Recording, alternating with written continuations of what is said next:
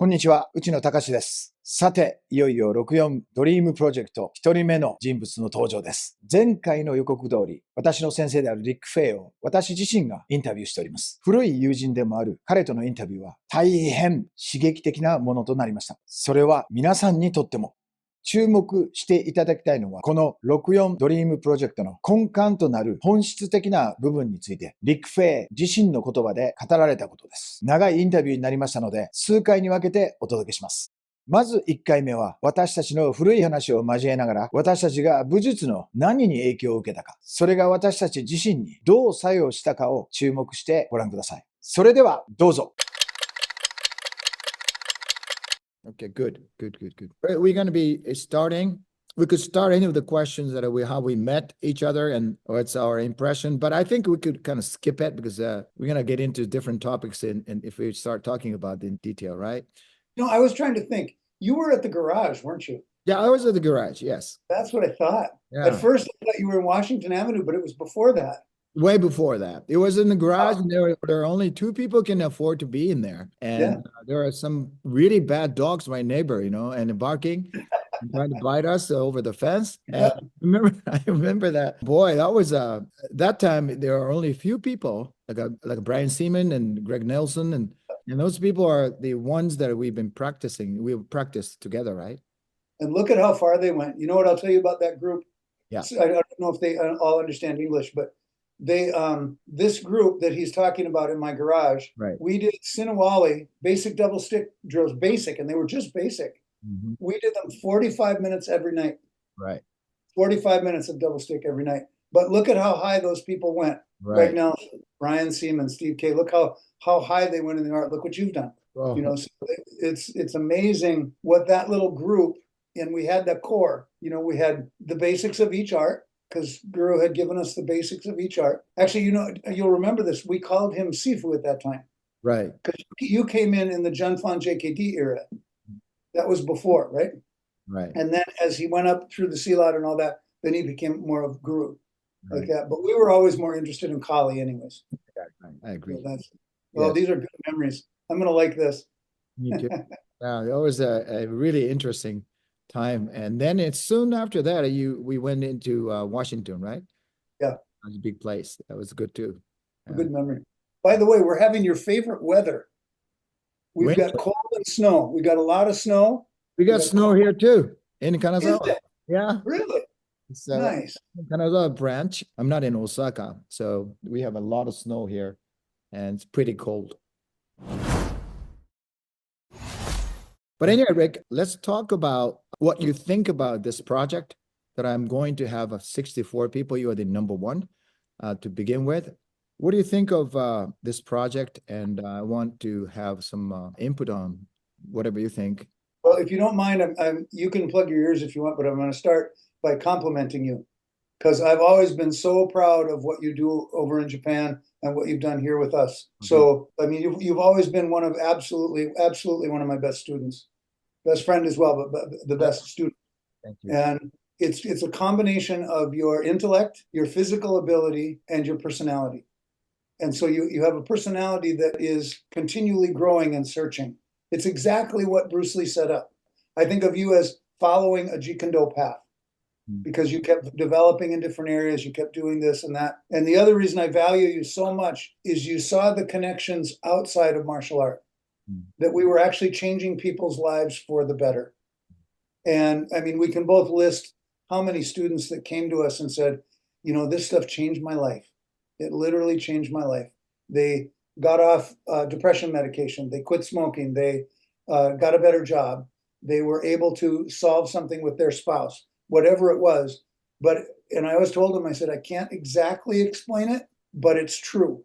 It's true. This art affects people. And I think you were one of the few that actually got that. It was you and Diana, maybe a couple of others, Brian, but you weren't in the fight mentality so much, even though you were a good fighter. But we can tell those stories later. but I was always so proud that you got a connection outside of the fight realm. And I mean, we've got the fighting. Every Paul Vunak said that, we've got that part. Eric Paulson has told us that. But the connections outside is what really, really proud of that you've done. So that's sort of where I start with this. And I'm quite happy to help with the whole 64 project. I think it's great. Okay. You're 64 already, huh? Wow. Yeah, I'm 64 now. What's it feel like to be in your 60s? I can't wait to get there. Okay, we'll cut this one and edit it, okay? Okay. Right. Okay, now I would like to ask you some question about you. Let's say, how did you get interested in martial art to begin with? So it started when I was really young. I was at junior high, I think. So I would have been 12, 13, something like that. And I just had an interest in it. I started with a judo guy, judo hapkido, that was his thing. And then we found a southern praying mantis teacher here in Minneapolis. There's Jinfu Mark he's actually the legitimate heir of the entire southern praying mantis system. Right. And so we studied with him for a while. There was a couple of others in the process, but then you remember the name Scott Pomeroy. So he went to the Aspen Academy in 78. And he came back, he saw Dan Inosanto, and he came back and he said, you got to see this guy. And I said, okay. So we went to the very first weekend seminar. The first seminar Dan did on a weekend was at the Dagerberg Academy in Chicago. Wow. And we went down there and I was amazed. I came home and I said, I'm going to do that. Whatever that is, that's what I want to do. And I mean, he was in his prime then, he could do amazing. He's still amazing, but he was amazing things. And so that's kind of how it all started. And then as you came along, we were in a garage working on, we would go to seminars on the weekend, bring home whatever information we could understand, and then work. And I think because of you remember you were running a lot then. You were a runner. Yeah, I was running, yes. You were in great shape. Greg was a wrestler. He was in great shape. Brian was a cyclist. He was a bicycle racer. So he was in great shape. So I was just trying to keep up with you guys.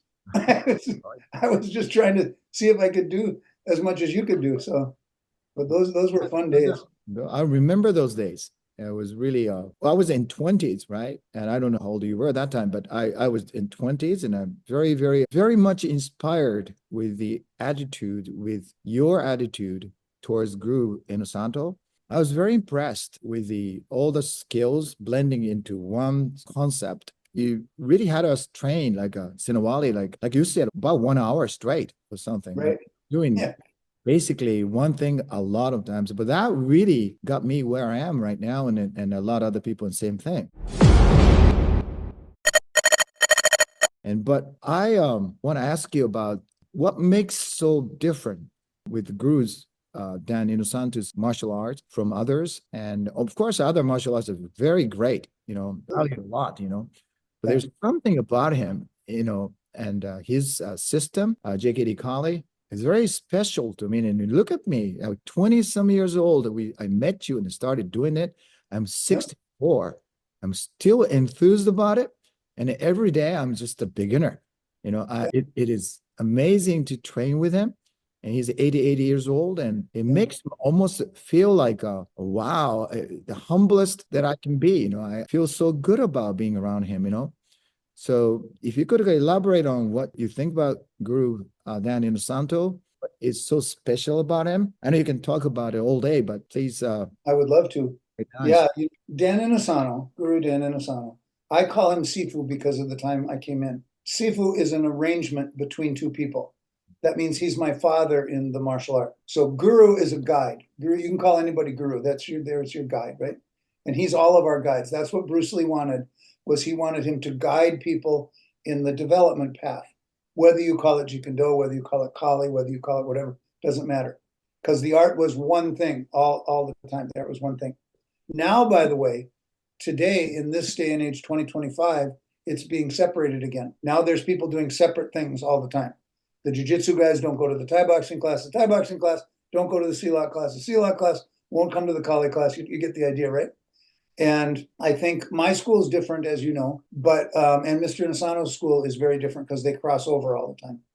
But most schools, they're separate. They're separate. So anyways, back to the beginning.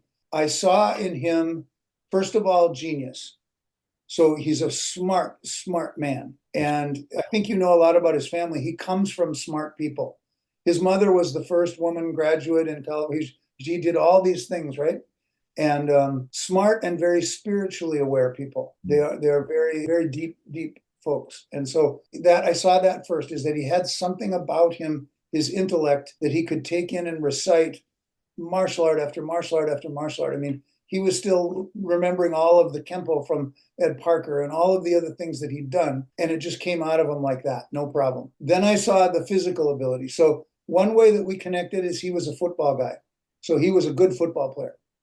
And he played at Whitworth College and was a national class sprinter. He had, the physical was exceptional in him. And I remember a demonstration at the Degerberg Academy. It was on a different occasion where he started rolling, and Takashi, he was going. There were people flying out of the ring. This is Jeff Imada, and I think Vunek was a kid then. Richard Bastillo was there, but they were literally flying out of the ring. Wow. And he stopped in the middle of it, and he gave a speech about love. He put his hands in a triangle like this, and he said, this art is about love. It's about love for yourself, love for your family, love for your community. And then he branched out and did the other triangles, the spiritual triangle, all of that stuff. And I watched it and I thought, that is so powerful, because he can do the violence. And it was violent. I mean, it was unbelievable. Wow. But then he stopped and talked about the other side. And it was so powerful. I said that day, I want to do this for a living. You know, I won't ever be able to do it like that, but whatever I can do, I'm going to do this for a living. That's the deal. So, yeah, but I think, you know, and we all, the other thing is, I never had to talk you guys into doing each part of the art. We just did it. I know you didn't like the wrestling part, but that's because Greg always beat you. Beat me a lot, yes. But you were trying to wrestle a Division I wrestling champion. I mean, he, of course, you know, but you did it anyways. But I was, that group, now I feel like I have to talk people into it. You know, if they're in the Panantukan class, I say, well, you should take some Thai boxing classes. You really should. And so I think I was talking to somebody about he was very proud of his fighting system and how tough they are and all that. And I said, you know, this is great. What I don't see is any joy. I don't see the joy in you and what you're doing. And you know this, when you come to the Minnesota KALI group, everybody's having a great time. Right. When I go to your group, everybody's having a great time. Right. My people still talk glowingly about the time we had the instructor conference with your students and everybody, because everyone was having such a good time. And it wasn't that they were all ass kickers. Right. There were some ass kickers in the crowd, by the way. Of course. There's some really good people. I mean, Yutaro was one of them. I was watching the tape. Holy cow, your kids are amazing. But it was more about the joy that everybody felt.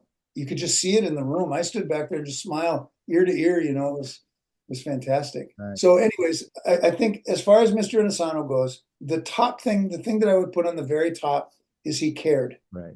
And I still to this day feel so very blessed that some kid from Bloomington, Minnesota gets to meet Dan Inosanto and somehow go up in his organization and be whatever it is now. I just, you know, it brings me to tears sometimes that I just had this opportunity. This is absolutely wonderful. So that's what I think is he cared, you know, and he each moment of my life, he's been there and he's been a huge part of everything. And so that's probably the hallmark of Dan Inosanto, is he cares about his students.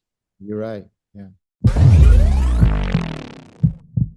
You know, you mentioned about the martial arts. Martial art is about just objectively speaking, it's about destroying someone's body, actually. You know, by Guru one time told me in Japan that, well, I'm so good at destroying people, but I hate to do that, but I love the art of it.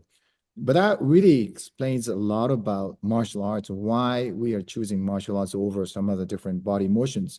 But it boils down to the one question: why does it have to be martial arts? And if the goal is to move the body and not choose basketball or other sport, why learn skill to design to take somebody's life? And to common people, the question would be something like that. And like my wife says, what's so fun about really getting hurt and hurting people?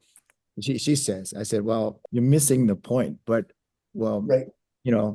But anyway, so if you can elaborate on that, that would be kind of great. I think that some people, a lot of us, have a natural attraction to this art form. That's why it crosses so many cultures. Every culture has something like it. My Norwegian culture had something like it. And so I think over the time, over all of human existence, we have a natural interest in things martial art. We have a natural interest. Now, some people would rather not look at it because they think, oh, it's just about violence. But you're right, they miss the point. They completely miss the point. Some people will do it out of insecurity, meaning they're scared. They're just afraid. And I don't have any problem with that. You know, I get afraid too. You know, we live in America, so weird things happen here. I think the attraction nowadays is that so many sports, so many different sports, let's say you pick basketball or baseball or even golf, you can only do it so long. In martial art, you can keep doing it all the way out. Right. You know, like you said, Dan's 88, and he still finds things that he can practice. I personally, you know, the things I go through with my arthritis and the different things, right? I just had a doctor tell me that if I wasn't doing this art, I'd be a cripple right now. And it really kind of scared me. He says, no. Keep doing what you're doing. Because with your arthritic conditions, this martial art is keeping you active. It's keeping you able to do your life. And so it's a thing that supports life, even though it's designed to take a life. Right. And that's an interesting paradox. That's a really, it seems contradiction, but it really does make sense if you understand the art of it. Yes. Yeah. いかがだったでしょうか？次回はいよいよ武術の本質と目的や社会的意義、そしてそこから学び取れる欠かせないものとは何かについてお話しさせていただきます。ぜひ次回もお楽しみに。